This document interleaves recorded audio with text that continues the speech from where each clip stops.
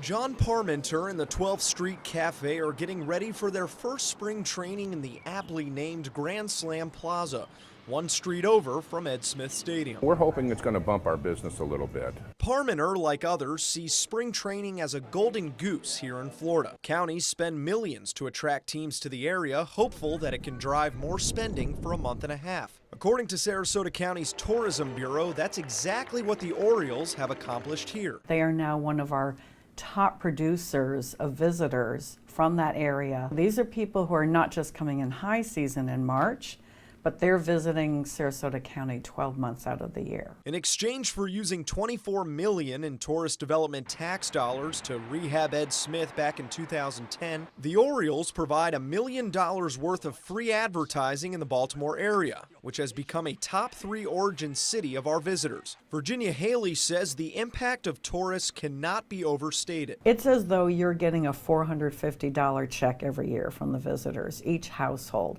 That's the amount of savings you have because visitors are spending dollars here in this area. The county analyzed the full economic impact of spring training and the 40 to 50 other events the facility hosts after March, like Run for the Birds, Opera in the Park, and dozens of youth baseball games. They say the total return is around $89 million this past year, a number that far exceeded the vision of Team Executive Vice President John Angelos. It's a testament to our willingness and our resolve that we grow that number every year. It's a testament to our team, our staff, that we grow that number year in and year out. But economist Kristen Zaborski warns not to take these numbers at face value. In the study, the county says their total is the state of Florida impact. And to generate that number, they input attendance surveys from those events and add it to a formula that estimates the average spending while in town. It can be hard to measure.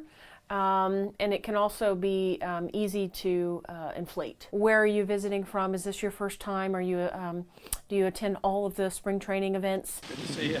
Former County Commissioner Joe Barbetta believes the Orioles have met their economic goals, but they left one empty promise, a youth baseball academy across the street. They did still say they were going to eventually do a youth baseball academy. It wasn't part of the $31.2 million deal, but I still think they should do that. Angelos disputes these claims, arguing the youth baseball project would have required an extra $15 million investment from the county. Anyone that would tell you that completely misunderstands the partnership, and I believe is misstating the facts. Before the Orioles, Barbetta was negotiating with the Boston Red Sox, who he says had investors lining up to revamp strip malls around a new stadium at Payne Park, and promised to continue a minor league team like the Cincinnati Reds before them. Did we get a good deal? I think we did, but so did they.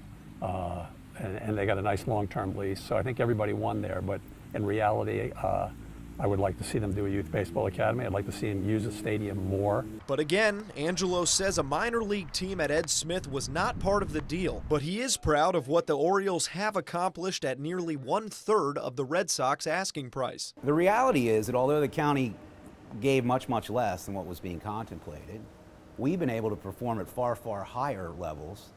So the county's gotten a fabulous deal. The Red Sox eventually decided to stay in Lee County and cost taxpayers a staggering $81 million.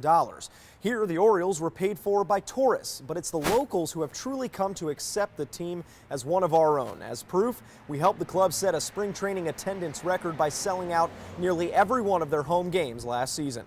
In Sarasota, Adam Cellini, ABC 7, your Suncoast News.